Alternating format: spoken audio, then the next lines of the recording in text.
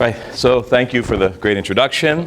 I did bring a nice PowerPoint, which is good because I noticed Father Tikhon always uses PowerPoint in his classes, so you're used to having some imagery, which will make my talk hopefully less boring. I also have learned over the years the power of the PowerPoint in my classroom at the university.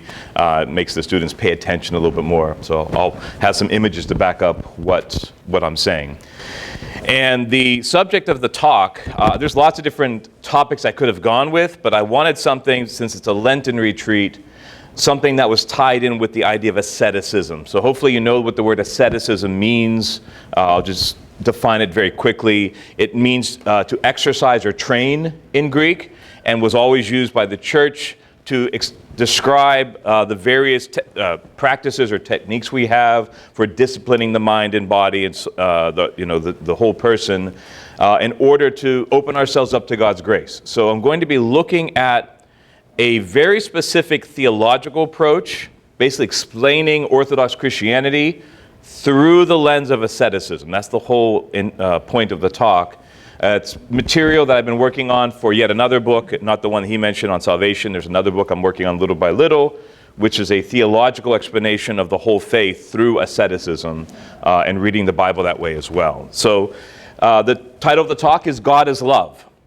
And you'll see why that is the case, why that connects to our theme as I start to unpack it. But I wanted to start with just the actual quote from 1 John chapter 4, verse 8. He who does not love does not know God, for God is love. That's the basic quote. If you can read it in Greek, the main takeaway words are agapon or agapi. So the verb in two different, the verb and the noun there, which is a very specific word in Greek. If you know C.S. Lewis, if you've ever read C.S. Lewis, you know he has a book called The Four Loves. That's because there are four primary words in Greek for love. And this is a very special one. This one has come to be defined as selfless love, or as you would find in, for example, a dictionary, like a movement outward, a movement away from self towards the other, a love that is not expecting reciprocation, different definitions that you'd find in an ancient Greek or biblical Greek dictionary. And so this phrase has been used and misused by many different people to different purposes. People say God is love to justify almost anything they think they want to define Christianity as. I also have the Latin translation there from St. Jerome, from his Vulgate, one of the first full Latin translations of the Bible, because that's where we get the word caritas. In Latin, it's caritas est, the noun, which is the root of the English word charity. So although that's not the Greek word for charity, the Greek word for charity is usually linked to eleemosini, which is giving mercy to others. This word caritas, the fact that they in Latin connected it to this idea of love, is why the word came down in English as charity, because charity is something that you do selflessly for another person. It's something you do to help them and assist them in some way, which is linked to what this verse is actually about. The early church fathers, the saints of the church, had very clear definitions of what this particular passage means when they looked at it from 1 John. St. John Chrysostom, in homily on Romans number 15, says, "Love is not a matter of necessity, but of deliberate choice." He's talking about, in general, God's love as is defined in the Bible. And he's saying this same definition that we are going with, which it's something that you have to give freely. Love is born out of a free choice to turn towards another person. And so God's love is the highest example of that. St. Maximus the Confessor has a whole book called The Centuries on Love. There's 400 sayings about God's love, or about human love. He says, again, love is the voluntary movement of the soul towards the good. And so we'll find in the church fathers and the saints repeatedly this idea of two things, that love is a movement out towards the other, and that it's something that we have to freely do. It cannot be compelled, forced in any single way. Those are basic working definitions that we're going to have throughout this as we're talking about what is love. An analogy I love to use because it is probably the most important biblical analogy, and it's the most used analogy in the Bible to describe salvation, is the relationship of a husband and wife. So all throughout the Old Testament, the church, or Israel, is described as a bride, and God is described as the bridegroom. And of course, this reaches its fulfillment in the New Testament with Christ coming as the bridegroom, and again, the church as the bride. And if you look at how a marriage is supposed to be, a marriage is described in the Bible as a movement towards the other. Particularly when St. Paul describes it in Ephesians chapter 5, he says very clearly what a marriage is supposed to be. The husband is supposed to imitate or image in some way Christ himself. And what does Christ do? As St. John Chrysostom interprets this passage to say, Christ dies for the church, and therefore the husband has to be completely selfless, and in that way he offers himself on behalf of his wife. And then St. Paul says in the same chapter, in response, the wife is supposed to offer herself freely back to the husband. It's a call and response of selfless love. And Chrysostom goes on to say, when both are doing this in full concert, when they're doing this, there's a concord, there's a certain reciprocity that happens, and they end up in a deep relationship. But it's imitating or imaging how God is reaching out to us. God first loves us. God calls out to us in selfless love, and then he asks us to respond, just like the bride in this case is asked to respond to her groom. And so the image from the Bible is very clear. This husband and wife analogy is given to us so on our level we can sort of see what this selfless love is. Now, there are other types of love that are mentioned in the Bible or used by the fathers, the same ones that C.S. Lewis mentions in his book on Four Loves. But we're going to talk specifically about this idea of selfless love because selfless love is at the root of asceticism. Now, before we move on to the next slide, I'm going to say very briefly something about 1 John here, about the Greek. It says here in the Greek, omi agapon egnot ton theon. So that looks like a T there, ton theon. And then you see again theos on the second line, otio theos. In front of both of those words, that word theon or theos is the Greek word for God. And the reason I'm bringing that up is because in front of them is what we would call an article, the. The word the in different forms is tone or o. Whenever St. John, he's pretty consistent with this. Whenever St. John in his gospel, in his letters, is speaking of God the Father, he always puts an article, the, in front of it. And that's very important because St. John is distinguishing between God the Father as person, and then when he has no article in front of the word theos, in front of the word God, it just has God without an article in front, he's referring to divine nature, divinity as a concept or as an attribute.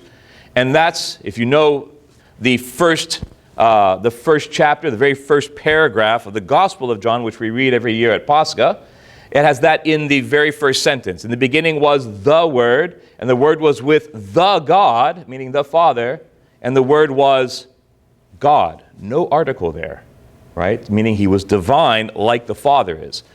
And that is consistent usage that John has throughout his primary writings, and also is used by St. Paul pretty consistently. St. Paul will do the same thing in almost all of his epistles. He will almost always use the God to refer to the Father, and a few times uses God without an article. It's implied he's speaking about Christ there.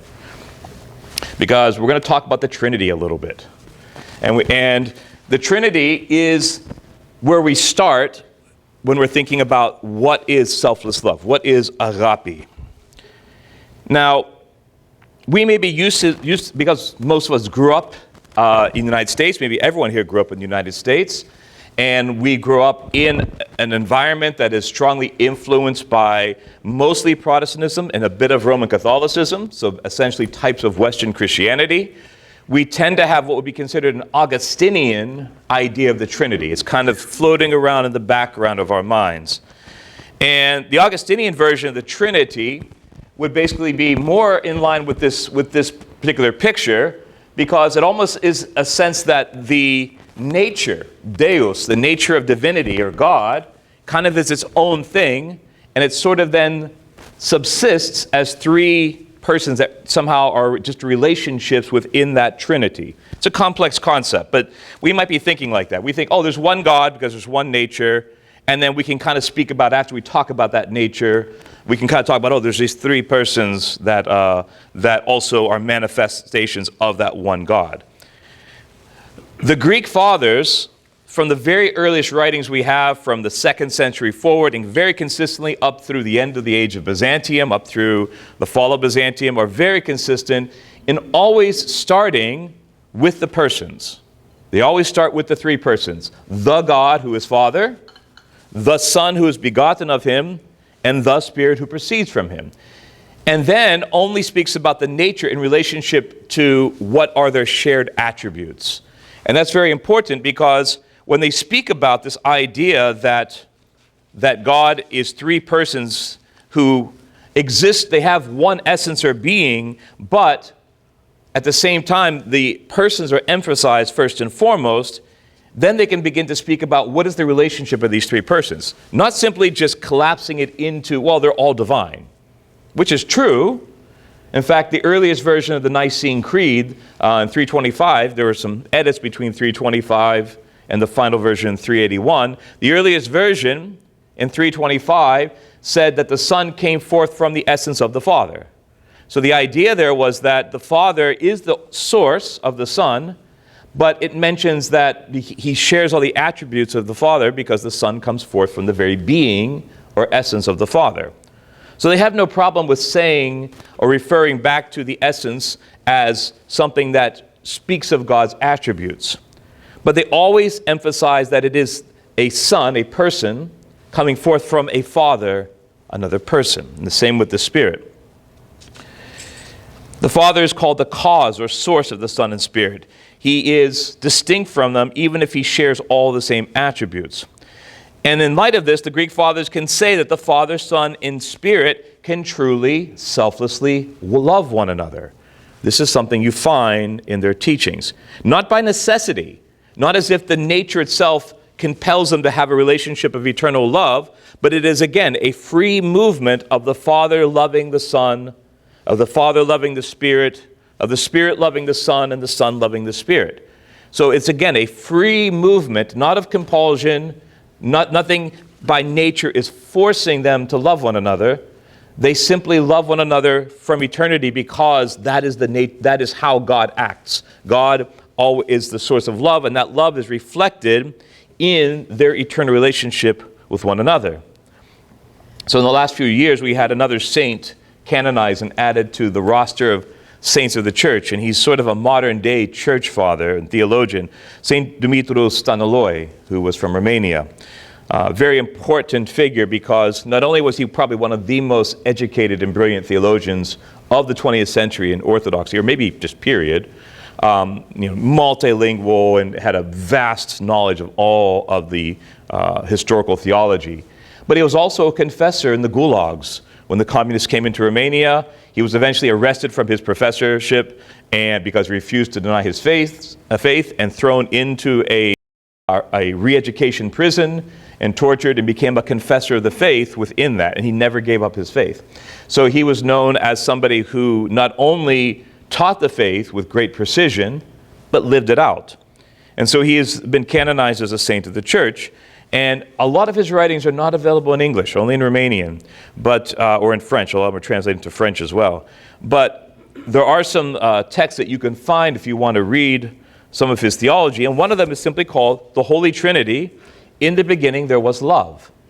And it's a wonderful short text, very dense for such a short text, explaining how the church fathers understood that the three persons, the Father, the Son, and the Spirit, are described as having existed in an eternal relationship of love for one another.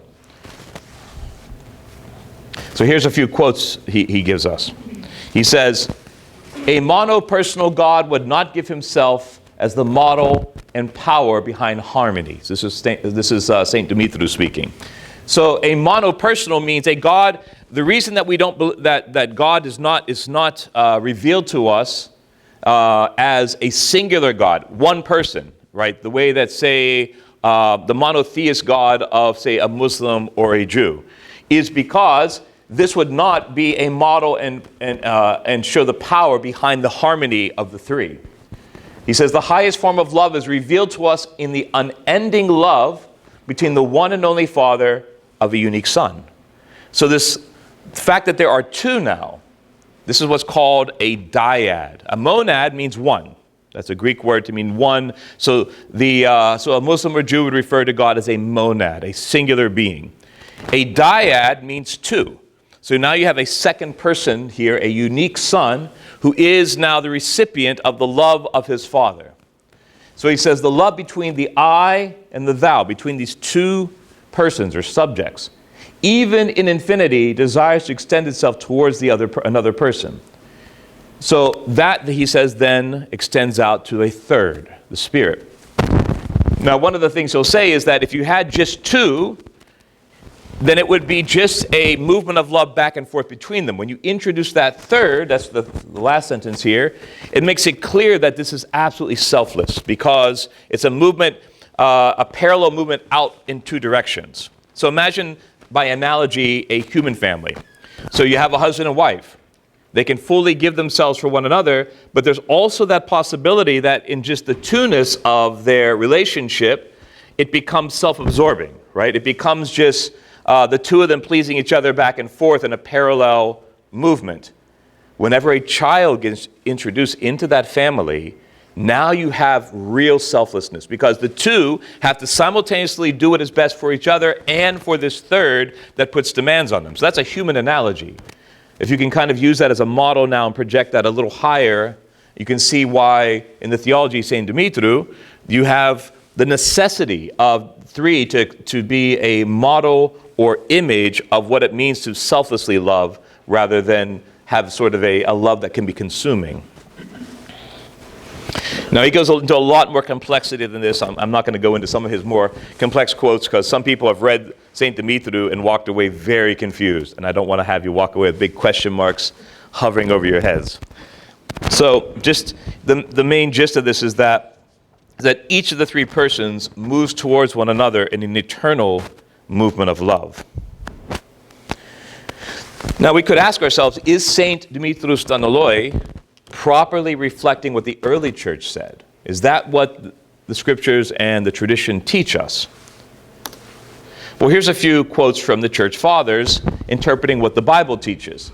And these are all, the two first are from the 4th century, and then I jumped ahead to the 14th century for St. Gregory Palamas. So the first one, quote here from St. Gregory the Theologian, he says, "For a certain continuous and undivided communion is contemplated in them." He's speaking here of the three persons in that particular passage.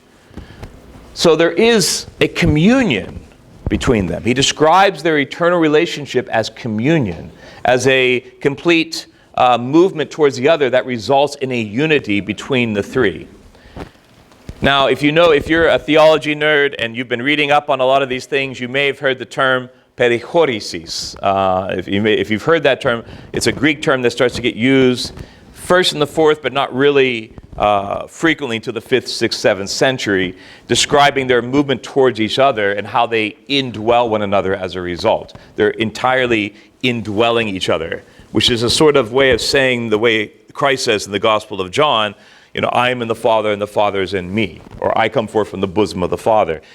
So this movement towards each other results in a complete indwelling of each other. They're eternally within each other, but it's a communion of the three that are within one another.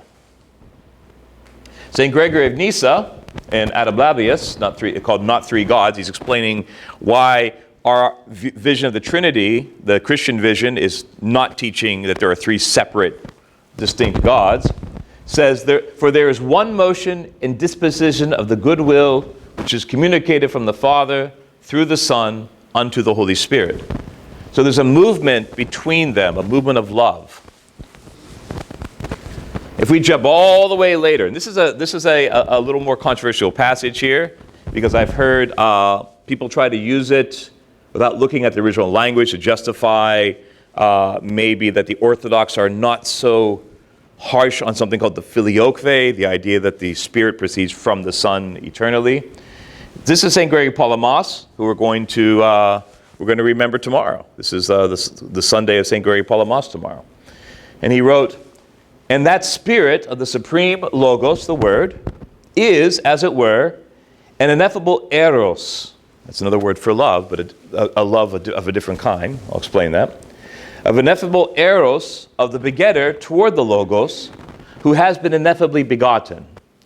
And it is by this Spirit that the Logos and Son, who is himself the beloved Logos of the Father, also makes use in relation to the begetter, not as something external, but as having him go forth together from the Father and resting inherently together in him. Now I put up here the actual Greek word that's going forth from him, because what it's talking about here is he's describing the Spirit as basically a manifestation of the Father's own love towards the Son. And some people said, oh, that sounds like St. Augustine, something he says in his work on the Trinity. St. Augustine said that the Spirit is the bond of love between the Father and the Son. And the way that St. Augustine works that out becomes actually a basis for the later Roman Catholic Church to justify this idea called the filioque. So what's really happening here? What's the difference between St. Augustine and what St. Gregory Palamas is saying? Well, St. Augustine, again, throughout his work on the Trinity, begins with the abstract nature of God as the source of all things. And he describes that existing sort of in and of itself. And then he describes the three persons as relationships within the one God. And so in that sense, the Spirit becomes almost like a force that brings together in love the relationship of the Father and the Son. So the problem with St. Augustine on this, and the way he gets interpreted later, is that you don't have three true persons who share a common nature. You have three relationships, and the Spirit is reduced even more to an aspect of the relationship between two other entities. St. Gregory Palamas is using this in a different way. The fact that the Father has the Spirit proceed forth from him means that he goes and rests in the Son, and then becomes the sign that the Spirit and the Father are united in love, because he sends forth another person who then rests and shines forth through the Son. And this is the more Orthodox teaching. That's a little complex, but I wanted to address that. We can address that more in the Q&A, but the gist of it, what he's saying here, is that yes, if you want to speak of the Spirit as a sign of the Father's love for the Son, there's a way to do that. There's a way to do that in which he still is a person.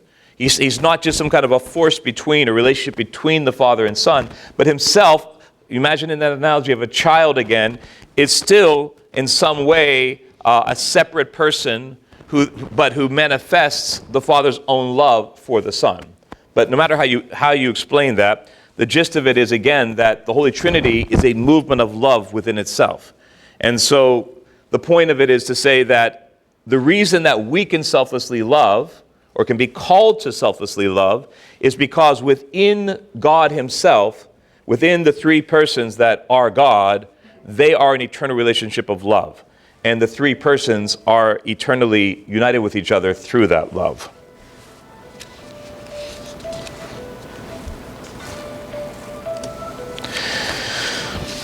All right, this is the 6 days of creation. And I'm going to give you a little tour of salvation history and show what God has made us for and how we are made now to share in God's love. So speaking about the Trinity can be a little complex, and maybe some of you are getting ready to kind of zone out there with all those highfalutin patristic quotes there. Let's get a little more practical, come back down to the ground here, and talk about us, because all theology begins with our experience of God's world, right? Of God's created universe that we are interacting with, and we can see God's love through it. Now, there are many different ways to explain the creation of God. It's very clear in the text itself, in the Hebrew and Greek versions of the Old Testament, that there is a very specific question that's being asked. God starts to create. There's this kind of initial created, almost like a substance, the thing that is called the dark abyss, the water, the dark abyss that isn't formed yet. That's the first thing that comes into being when God says, that God starts to create. And then it's as if God looks at this, and we get the mind of God revealed to us there. It says, and the deep abyss was without any order, and it was empty. That's what the Greek says. It was without order, and it was empty.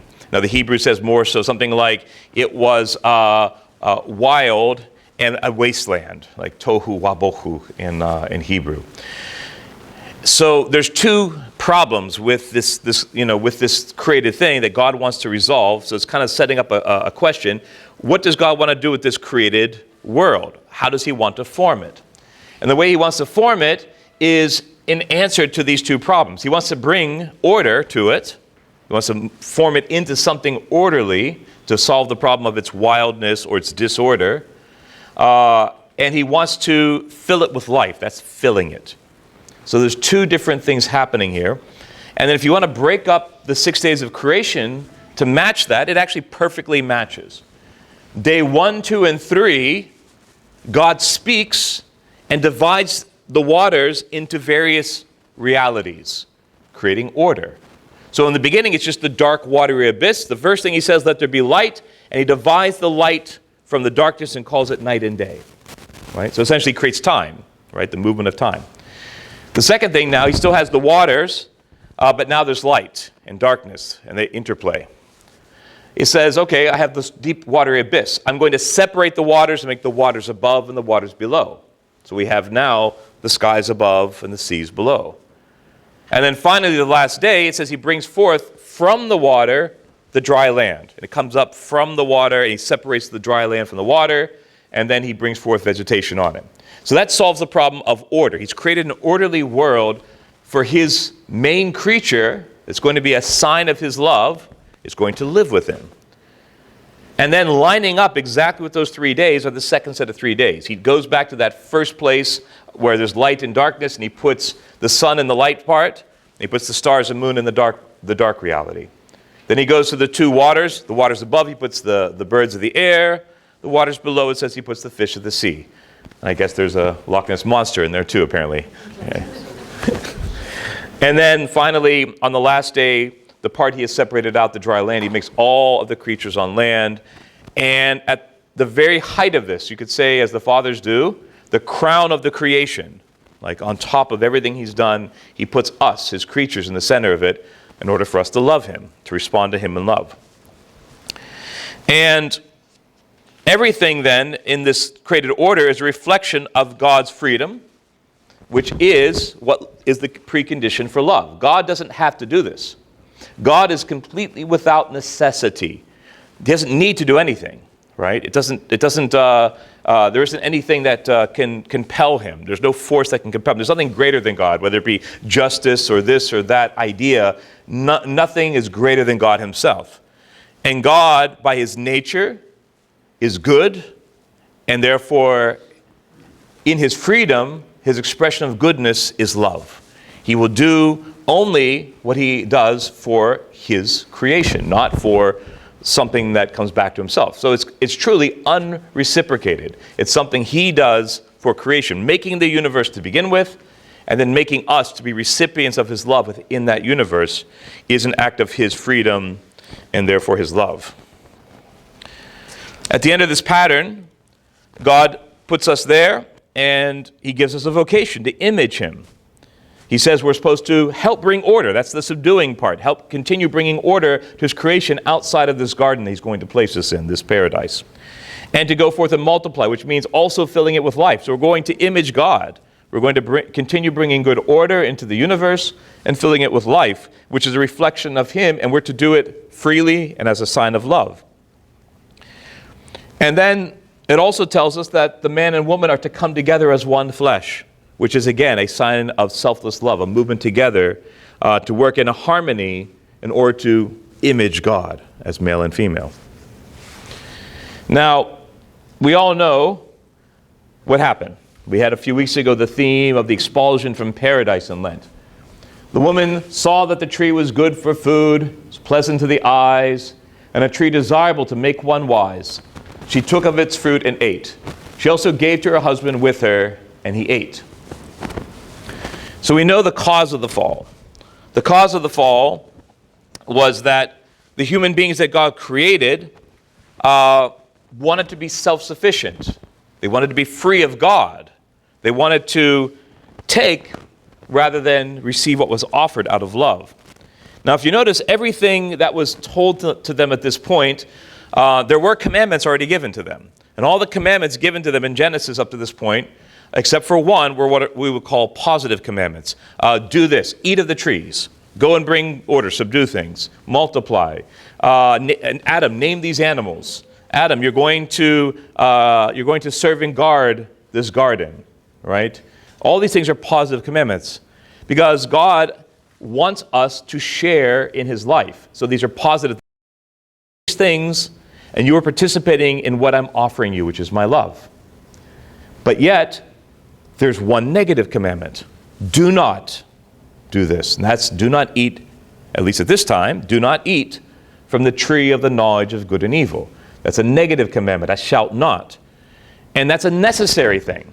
Because Adam and Eve, if you read any early church fathers, for example, St. Theophilus of Antioch, St. Irenaeus of Lyon, you will find the same consistent theme that Adam and Eve were created like innocent children in their mentality, but they had to be perfected.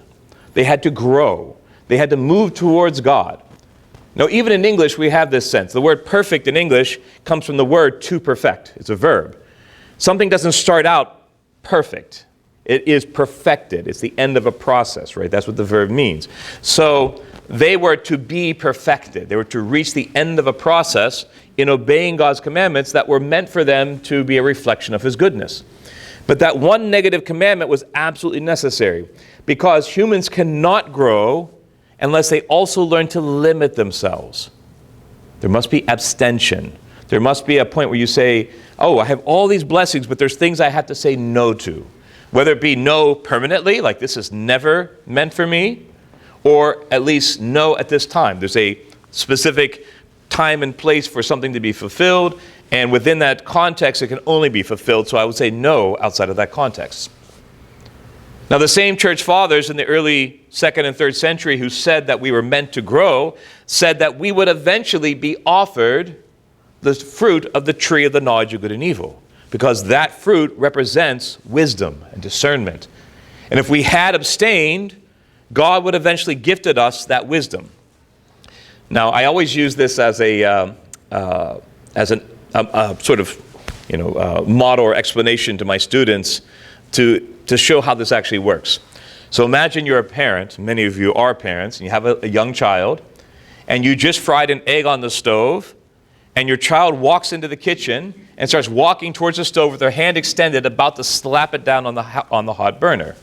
And you, as a good parent who loves your child, is going to, of course, say, no, don't touch it. This is something you need not to do.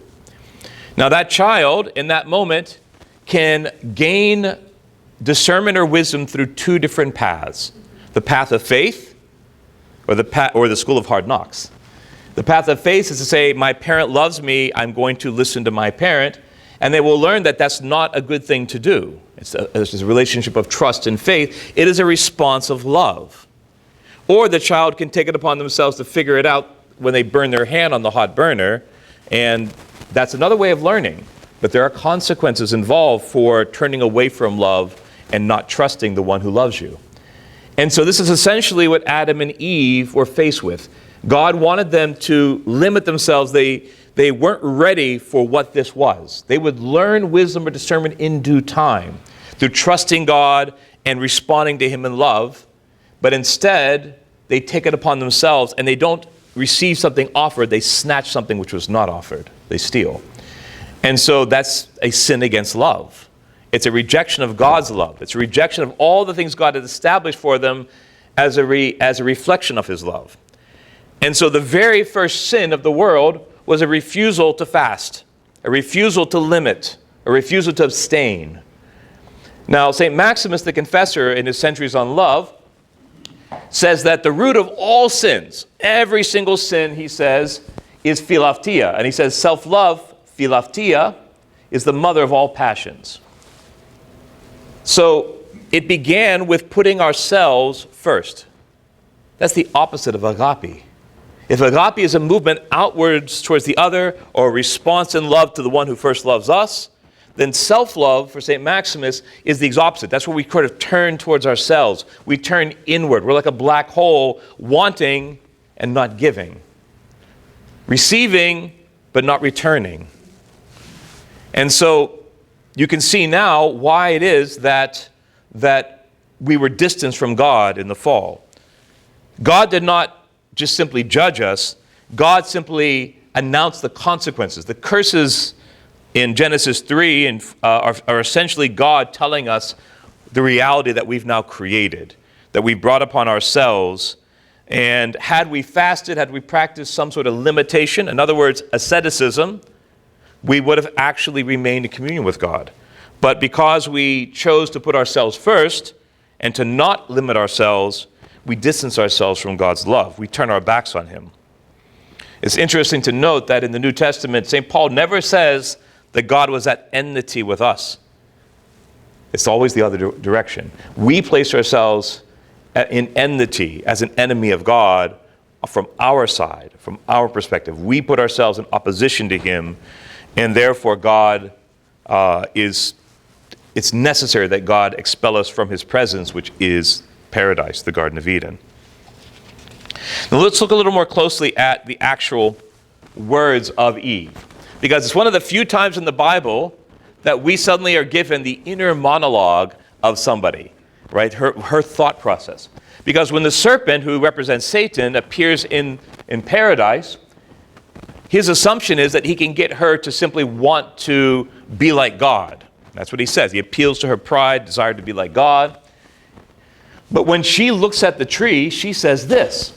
Number one, it was good for food. Number two, pleasant to the eyes. And only the third thing, desire to make her wise, like the serpent said.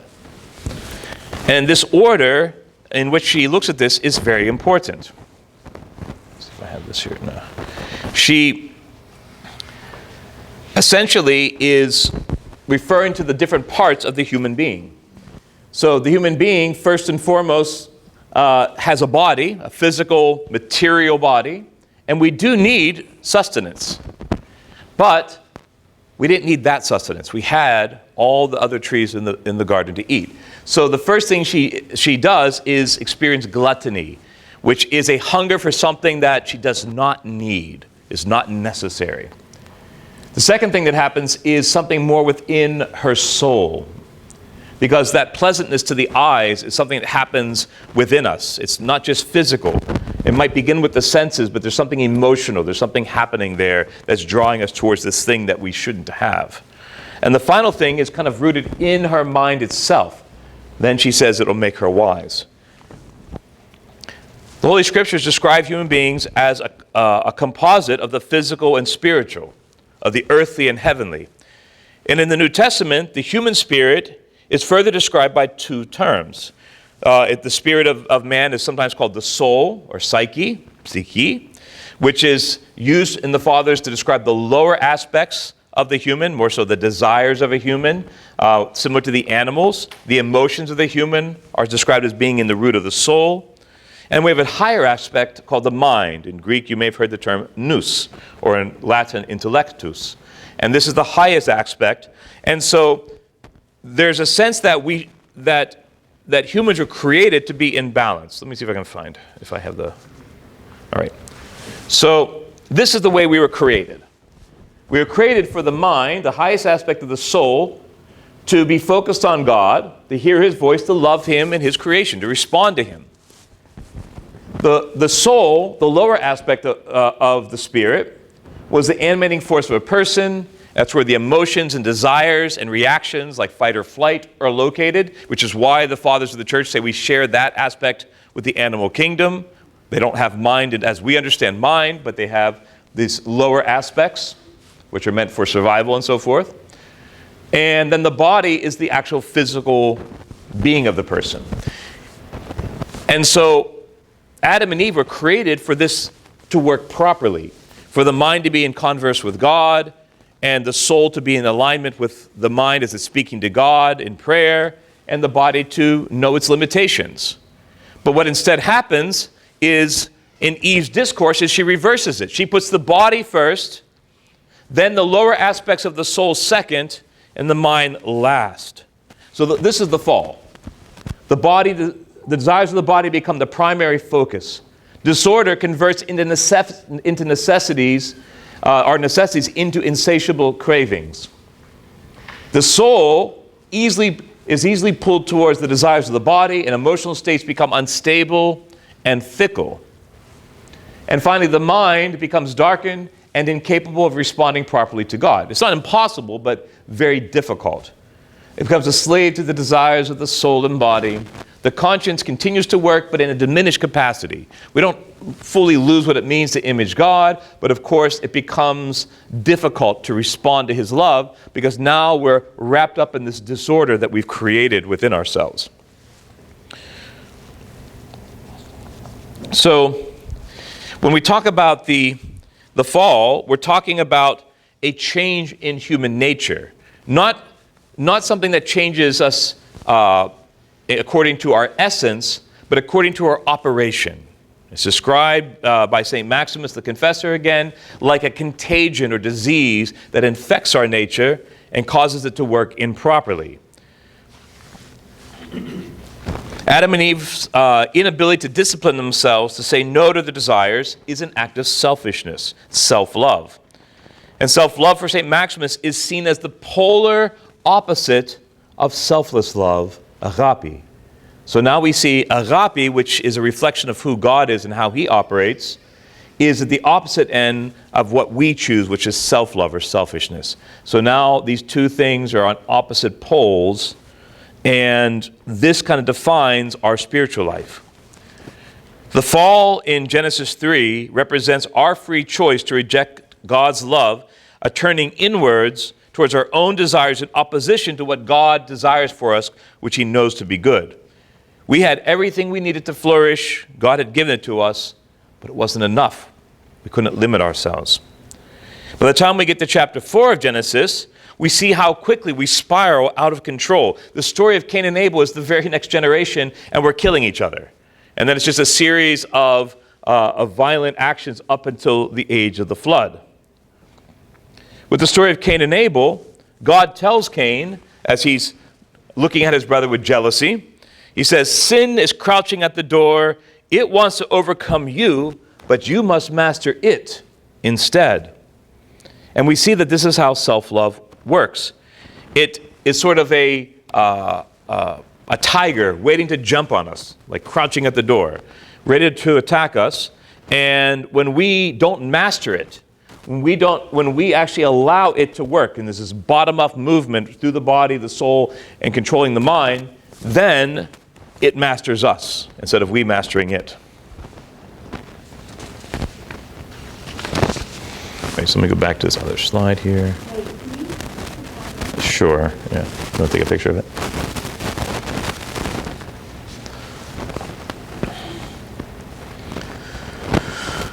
All right. Now, throughout the Old Testament, God is trying to bring us back. Right? God doesn't give up on us. He doesn't abandon us and wait thousands and thousands of years until the cross to do anything. He begins right away trying to bring us back and to get us to respond to his love again. We see another word for love in the Old Testament in the Hebrew, hesed, which means God's long-suffering or God's patient love. It says it all the time. This is the word actually in the Psalms when it says his mercy endures forever. In the Greek, it's mercy. The original Hebrew, his hesed, his long-suffering love endures forever.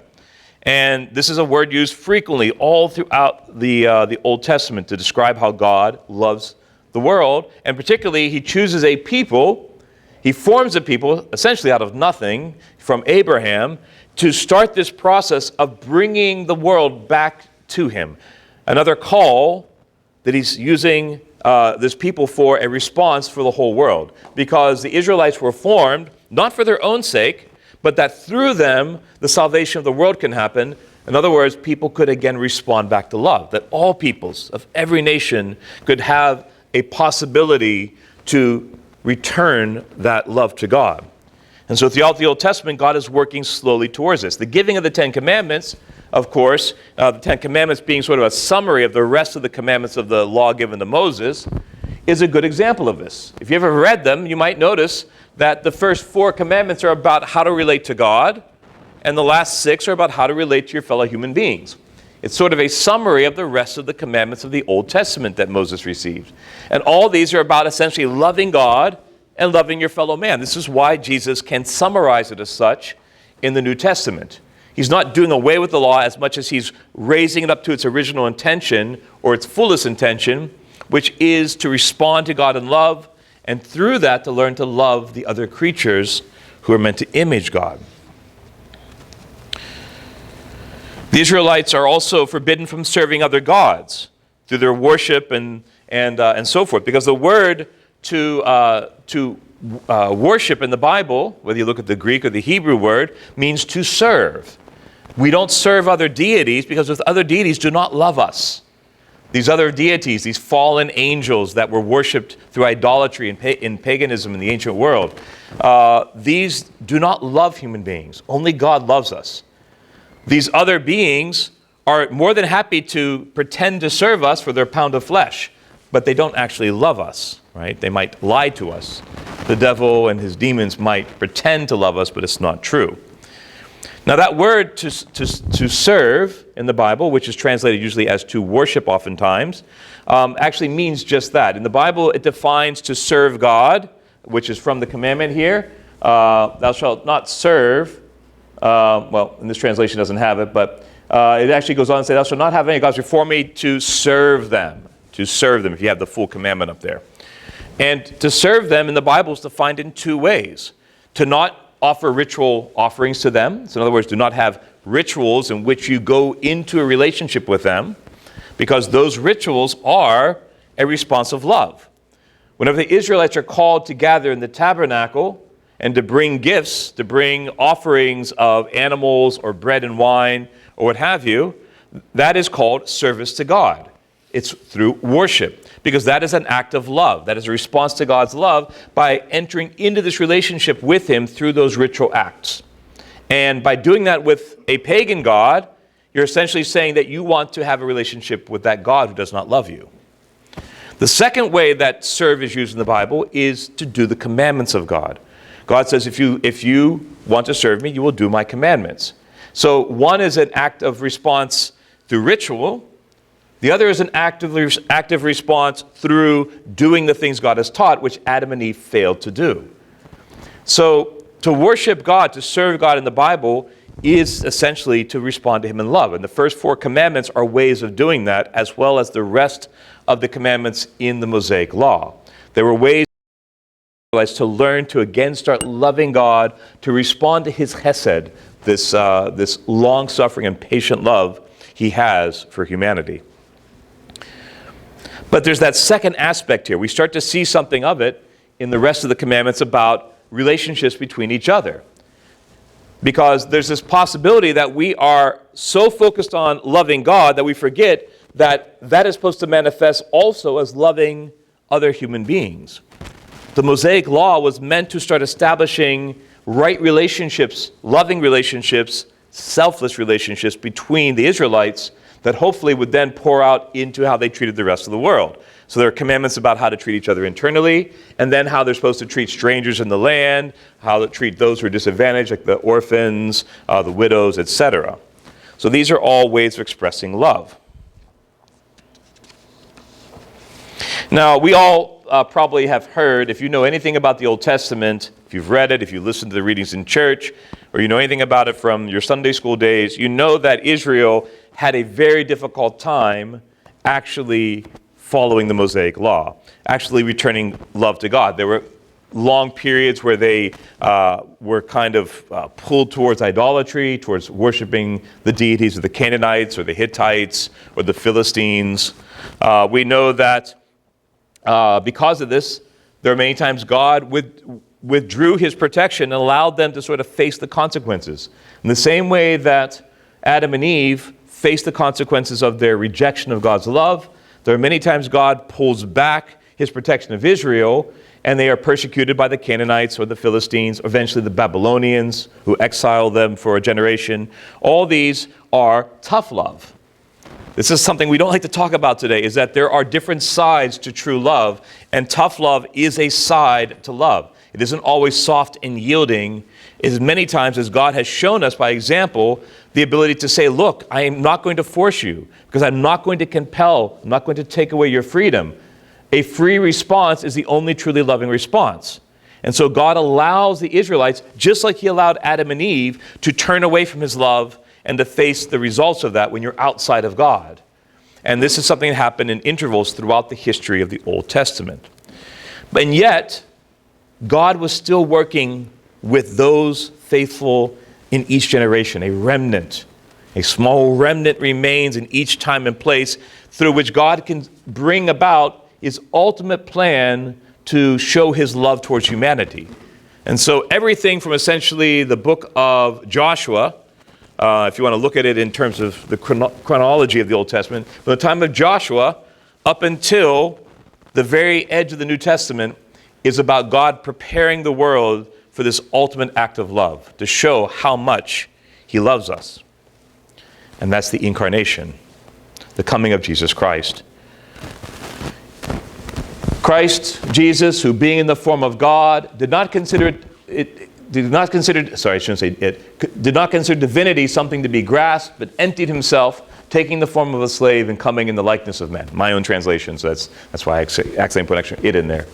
So again, we see, and if you look at it in the Greek, the form of God has no article. So it's talking about divinity, that he was in the form of divinity, and he did not consider divinity to be something to grasp, but rather emptied himself of it in the sense that he became truly a human being, and then did this in order to show his love towards us, to actually actively love us. Or it says in Galatians 4, even so when we were children, we're in bondage under the elements of this world. When the fullness of time had come, the God, the Father, sent forth his Son, born of a woman, born under the law, to redeem those who are under the law, that we might receive adoptions as sons. Even that term adoption is a term of love, of making us his children, as truly wanting to bestow his love on us. So therefore, the Son of the Father comes in order to adopt us. 1 John 4, we love because he first loved us. So he is going to bring this plan to completion to show that he truly loves us through becoming a human being. Now, in these passages, we see a movement. The person of the Son comes down to us. He enters into our reality. He enters into time and space and physical matter. And he doesn't do it for his own sake, because again, God doesn't need anything. There's no reason for... And I heard the most ridiculous thing. I was at a gathering of various different Christian groups one time around the time of Easter in where I'm from, where they do sometimes like these things at the city council building. And I heard a pastor say, God became a human being to experience what it's like to be a human. That's rubbish. That is not why God became a human being. He didn't do anything for his own sake. He didn't do it so he can get an experience from our side of the equation.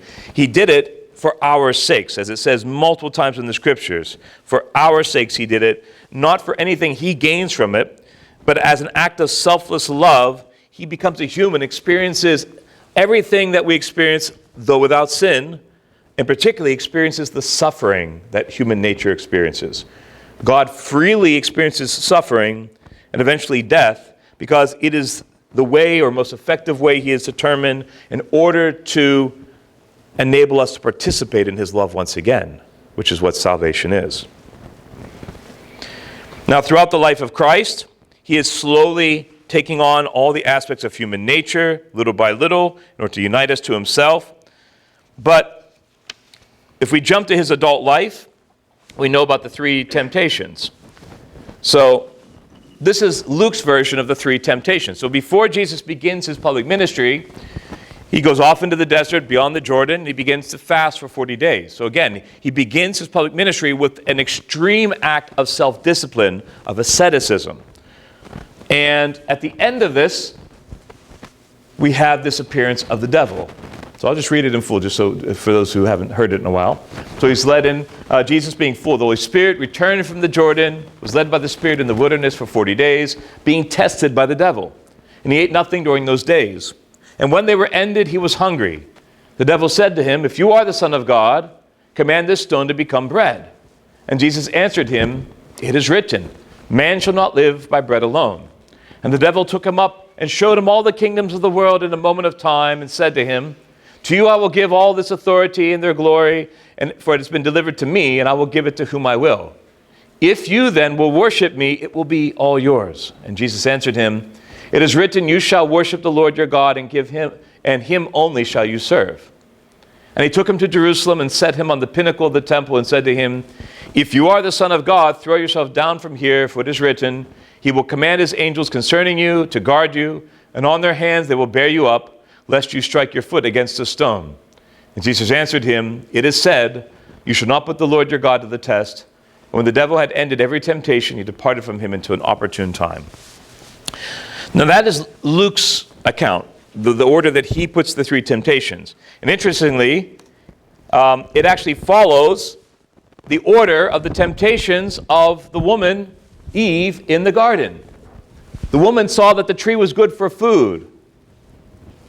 It's like the devil's tempting Christ. Break the fast. Eat the food. Come on, I know you want it. And Christ says, "It is written, man shall not live by bread alone."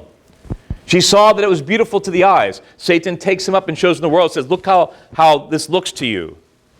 In other words, you should turn towards me, because he says you will worship me in order to obtain all the things you see, the things that are pleasing to you. You shall worship the Lord your God, Christ says. Again, all quoting the scripture. "In him only shall you serve." And finally, the serpent says, and it's a tree, or Eve says, "It's a tree desirable to make one wise." The serpent says to him, to Christ, "In the desert, throw yourself off." In other words, test God himself. Exalt yourself against God. Exalt your mind, exalt yourself in opposition to God himself, to the Father, in other words. And Christ says, "You shall not put the Lord your God to the test." Now we know Eve's outcome. She took the fruit and ate. We see Jesus' outcome as the perfect human being. When the devil had ended his trial, Satan departed from him until an opportune time. So the whole life of Jesus is about loving humanity and healing it so that we can respond to him back in love. So one of the things that Christ does before he actually goes and begins to preach publicly is undo the three temptations of Eve. He's basically turning them upside down. He's reversing them through his response to the devil. And so therefore, he is obedient, as it says in Hebrews, unto death, where we were not. And so he begins to refashion us the right way. We have this problem again on the right, but he's bringing us back to the paradigm on the left. He's reestablishing within human nature the ability to be disciplined again so that we can respond to God in love. We can be aligned and in order to love God.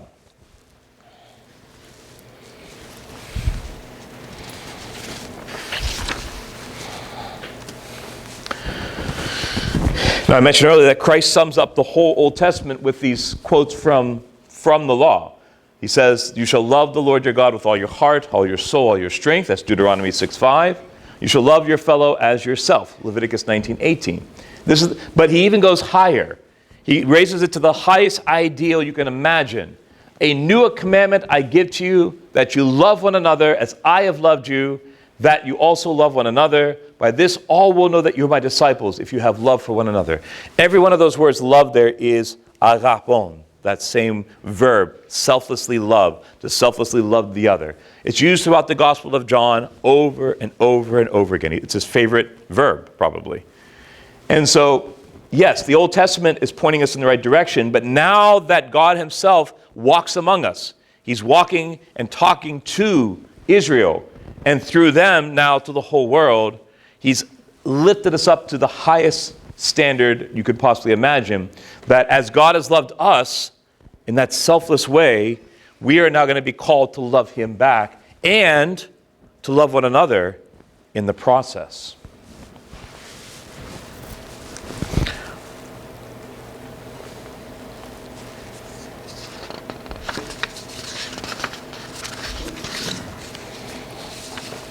right, so we're past 11 now. I'm going to pause there because we're going to have some time for Q&A in the first half.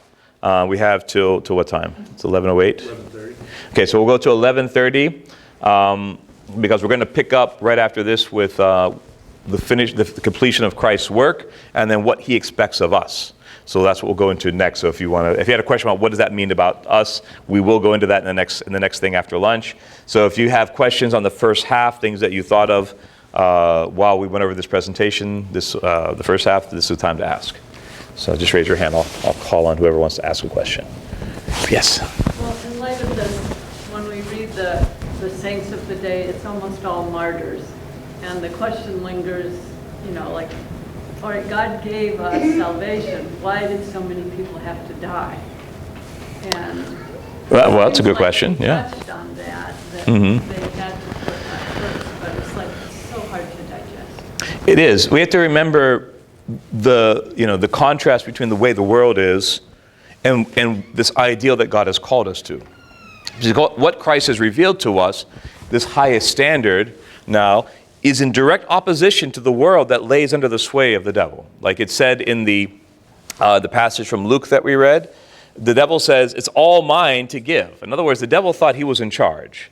He thinks he still is in charge of this world, right? He did back in the time of the martyrs, just as he thinks he's in charge today. And it's God's world, but the devil thinks he's in charge because we give him the authority. Human beings have given the devil authority over themselves. Right? By sinning, by listening to him, by putting ourselves first, we play into his little game. And so because the world is under the sway of the evil one, when someone tries to follow that highest ideal, to love God selflessly and to love their fellow human beings, they put themselves in direct opposition to what the devil's plan is. And that is why the devil will stir up animosity, violence towards the true believers. Right? The devil doesn't care about you if you're only a lukewarm Christian, right? If you're just doing the bare minimum and you're just kind of like trying to stay out of trouble, you might live a decent secular kind of life and say, I'm a Christian. It's only when you start living by this ideal, when you start loving God with all your being and loving your fellow human beings to the best of your ability, that eventually you're going to start to get pushback. Now, the environment for that pushback is going to be different, right? In America, there's not a lot people can do to you. They can maybe unfriend you.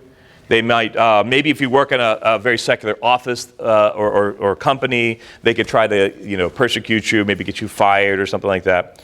But if you lived in a place where the majority of the people were already had some animosity towards this idea, like say in the Middle East where you're maybe in a place where it was very anti-Christian or something like that, or in a communist nation like say the Soviet Union at the time, then it's going to be a lot more than just, oh, you lose your job.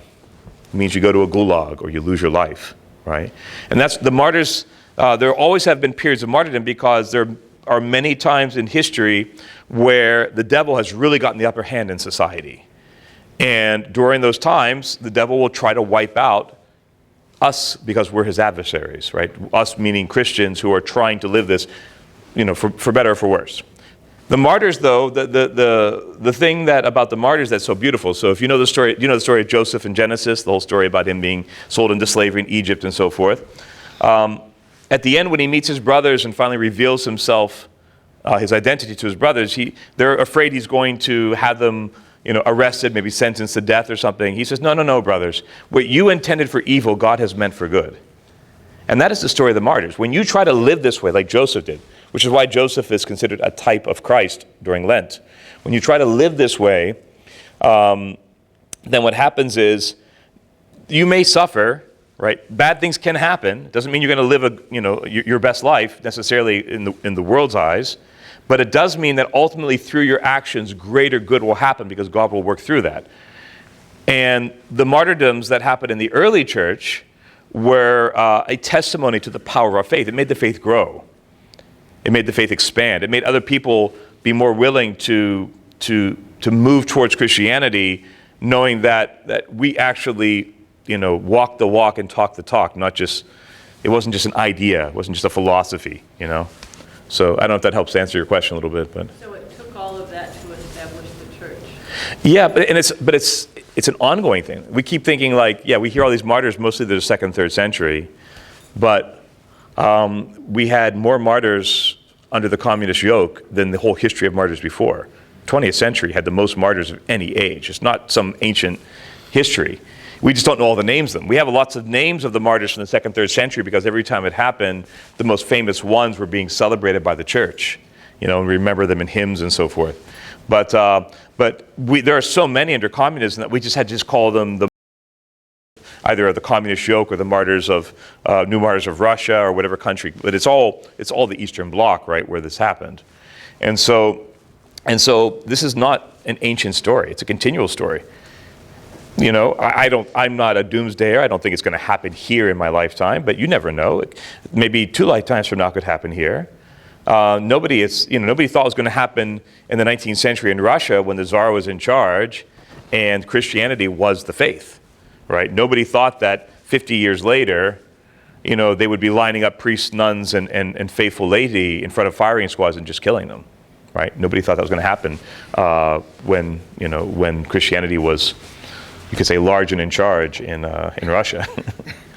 So when you hear those stories about the martyrs, don't just think that's like some long time ago and it had to happen then. It'll happen again. It'll always happen in history. It's happened many times. Under the Ottoman yoke, there were thousands of Christians killed by the Ottomans. Under the communist yoke, it'll happen, and it'll happen again. And it happens now. It happens, yeah, little places throughout the world, you know, but it'll continue to happen. So, and it's a testimony to those who truly love God. Other questions? Yes. I'm not really sure if it's a question, but we're noticing in our church, and I've heard in other churches, I'm going to use the word revival, but I'm not sure if that's the correct word. We're having a lot of catechumens, and I'm wondering how that plays into what we're talking about. Yeah, you know, I've thought a lot about that. You know, obviously some people just come because they think our doctrine's really cool and very like it fits together very well. It's very logical. But a lot of people I talk to, a lot of the young adults I talk to, are drawn because they feel like Orthodox Christianity is not using all the cliches, right? All the old Christian cliches.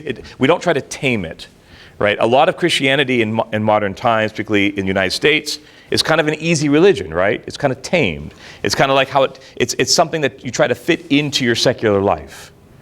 And Orthodox Christianity calls us to something, well, we have, like, every time we hear the martyrdom accounts, every time we have to actually discipline ourselves through fasting and prayer rules and things like that, we're putting demands on ourselves.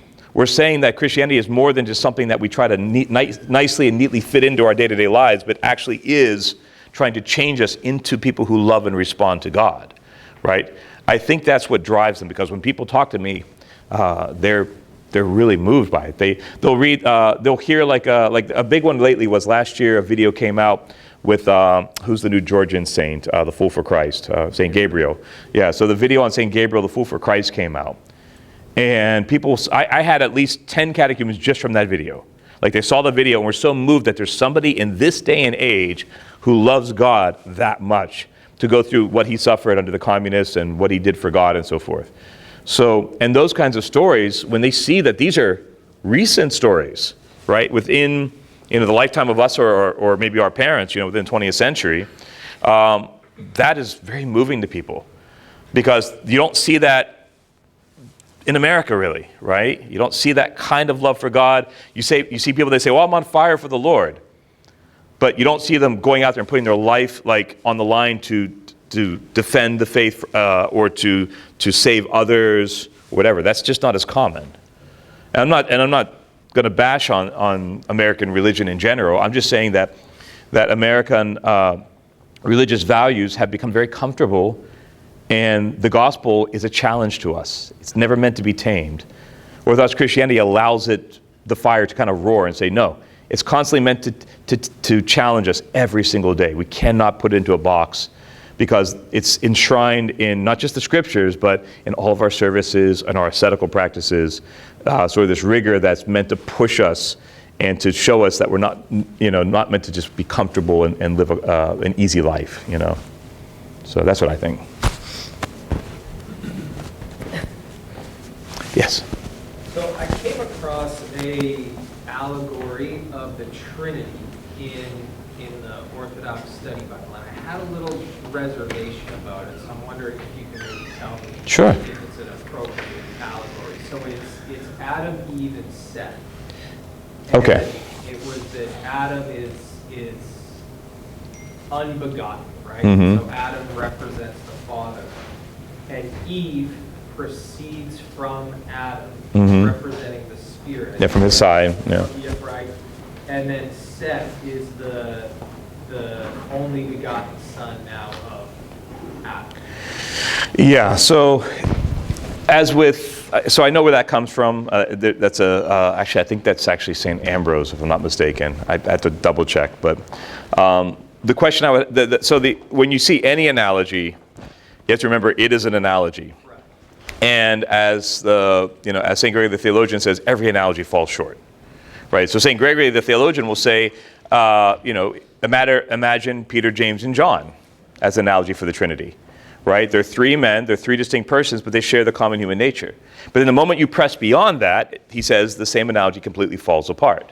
Because with physical humans, we are separated by time and space and matter, whereas God is beyond time, space, and matter, so that part of the analogy completely collapses, right? And that's actually in his text against, St. Gregory of Nyssa, in his text against Ablabius that we mentioned, not three gods.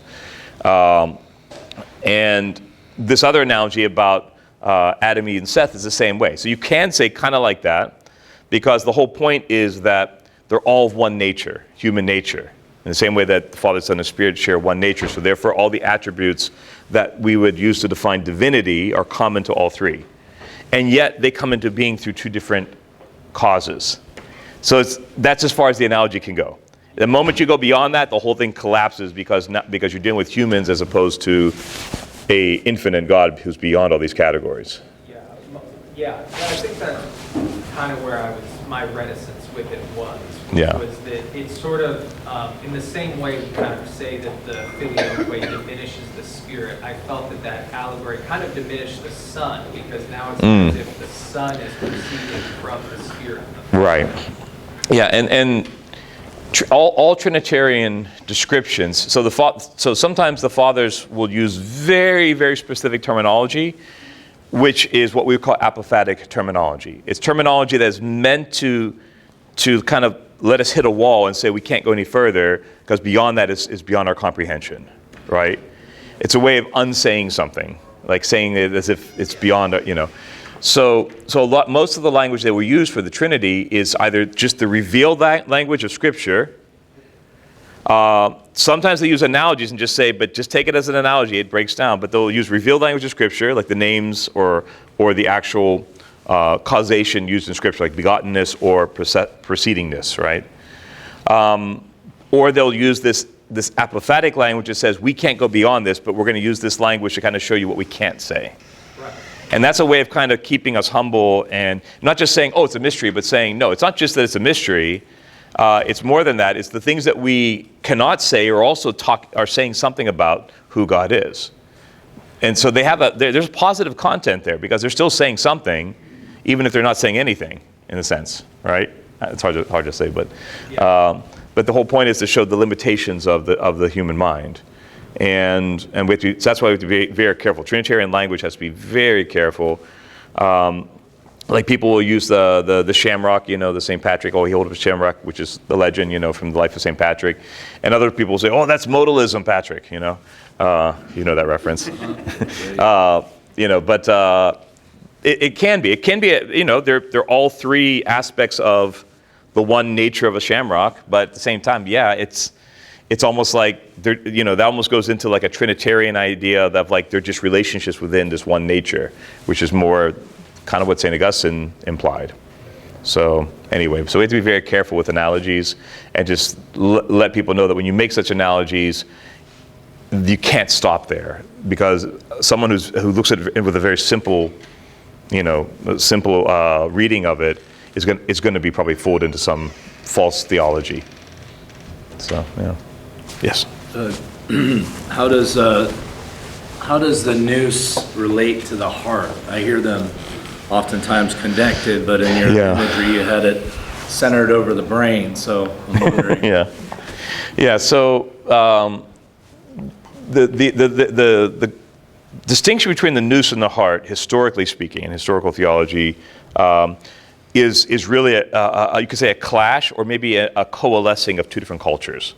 Because for the Hebrew mind, in the Old Testament, the heart is the center of the person, right? And it's the center of a lot of things. It's the center kind of like reason, because the heart reasons in the Bible. The heart can be darkened like the mind can be darkened. And so the Hebrews didn't really speak of the mind very much, right? They didn't have this idea of like, and they didn't have the kind of Greek conception of the mind being kind of centered with like using the brain, like was understood by the, in fact, Plato thought that originally we were just rolling around heads and eventually we formed a body, because we were just brains, brains with minds in it. That's what Plato originally thought, Anyway, so what happens is in the scripture, in the New Testament, we see the overlap. So it's not something that the fathers created. It already happens in the scripture, where the heart becomes kind of still a center, but the mind is now the Greek idea of this place of attention, and also a place that kind of is a recipient of things beyond. Because the word for nous, Greek word for mind, nous, has an adjective form, noetikos, or noetic, which we have in our translations in the OCA in the liturgy. So that means, and that refers to the spiritual reality of which the angels are a part of. Because the angels are described by the fathers as just nous. They are nouses, right? They're just minds. That is spirit. That's the highest aspect of the spirit for us. For them, it's just what they are, right? So Paul really starts to combine these things. The heart's still kind of separate. So the fathers of the church take that up. They'll talk about the heart being kind of the core of the being of a person, and the mind still being this spiritual aspect that's like the angels, and it's what where we receive. If it's cleansed by asceticism, it's the place where we can kind of receive God's call to us, that we're responding back through prayer through the nous. It's the point of attention, and therefore, if we bring that attention down into the core of our being, that's why they'll say bring the mind into the heart. What they're saying is bring our attention down into the very center of our being, and our whole person sort of be directed to God. So it's not just some logical discourse with God, but it's basically our whole attention is brought together. And then you could kind of say, like, imagine like that diagram I showed earlier, like the whole person, mind, the lower aspects of the soul, and the body all being directed to God. That's what you'll read in some of the later fathers. They'll kind of just combine it together, or they'll refer to the heart as, sort of the place where all the different faculties of the human being meet together, right? Spiritual and physical. So it's kind of complex because they're trying to describe something intangible that we can't really put our finger on. And so I've heard a lot of people read some of these definitions, like in the back of the Callistos Ware translation of the Philokalia, he gives definitions, like what is the nous? What is the heart?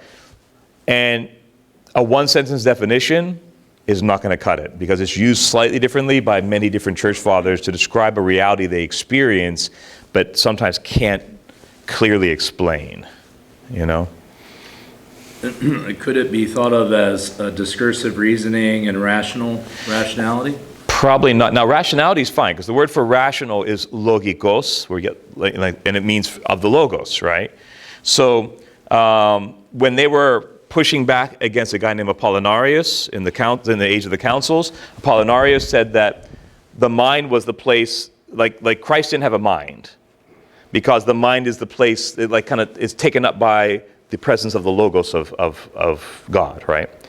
And again, that's when St. Gregory, the theologian, said in response to that, whatever's not assumed is not healed, which I heard you using in your class yesterday. So that quote is kind of in response to Apollinarius. If he didn't have a true human soul. So what they decided at the council is they said that the spirit or soul of Christ had exactly what every human soul has, and they said it is noetikos and logikos. So noetic and, we could say logical, but usually gets translated as reasonable. Right? Reasonable. Some translations say rational, because reasonable is from a German root and rational from a Latin root. So, actually, no, raison is actually also Latin. It's from French. Raison, yeah, sorry. But they're from two different roots, different words, kind of are synonymous. So when you look at it in that way, we have a noetic and logical or reasonable soul. They're seen by many fathers as faculties of ways of describing the same thing. Which is why a lot of the fathers, like if you were here, anyone, did you guys do the Great Canon of St. Andrew in Clean Week? A lot of people were here for that. Did you use the old Rocor translation or a different one? I'm not sure. What translation we using now? It's the, It's not the Rocor. Not the Jordanville one? It's not Jordan. well, it was St. John of Kronstadt Press. Yeah. That's the old Jordanville translation. Okay. So you heard a lot of times that night, reasonable, or rational. It uses rational sometimes in the translation. Well, that's trying to translate logikos, right? Which we also say in the liturgy, a reasonable service, which is a rational worship is translated in some translations. That's the idea, not of intellectual, like discursive reasoning, like to intellectually figure out a problem or something. That is talking about how we reflect the Logos of God, and we do things in alignment with, let me go back to that thing again. When we do things in the proper way. When the mind is rational, it is actually responding with order according to what God is, like what it's receiving from God. You can imagine the mind as like a big antenna that's supposed to be receiving broadcasts from God, so to speak. And if it's doing what it's supposed to, it's getting those broadcasts, God's will, God's word, and then a rational, reasonable person then responds to that by putting their whole self into order, like aligning like this. And that's what it said in the Great Canon of St. Andrew over and over again, that the opposite of this is the irrational. To be irrational is allow the body and the lower aspects of the soul to govern you. That is an irrational life. So that's how they use that logikos or alogikos, meaning rational or irrational. An irrational person allows their stomach to call the shots, or their lusts, or their greed, or whatever, or emotional states, like their fickle emotional states to call the shots, and they're not receiving the word of God and being put into right order. So that's the idea there. Now, there is another word in Greek, diania, which has nous in it, but it means through the nous, which sometimes is used for discursive reasoning. And some theologians, like Father Romanides back in the day, tried to use it very, very narrowly to just refer to as like what we would call like intellectual examination. The fathers used it a little more broadly than that, than Father Romanides did. But yeah, they do oftentimes use that word to refer to like our intellectual capacity, which they say is just a faculty of the soul, where it uses the brain to help, essentially the organ of the brain to help figure things out. Yeah, Matos. I don't know that you'd be able to answer this in any sort of church way, but could it be that the brain and the mind and the heart are extensions of each other and they have different tasks?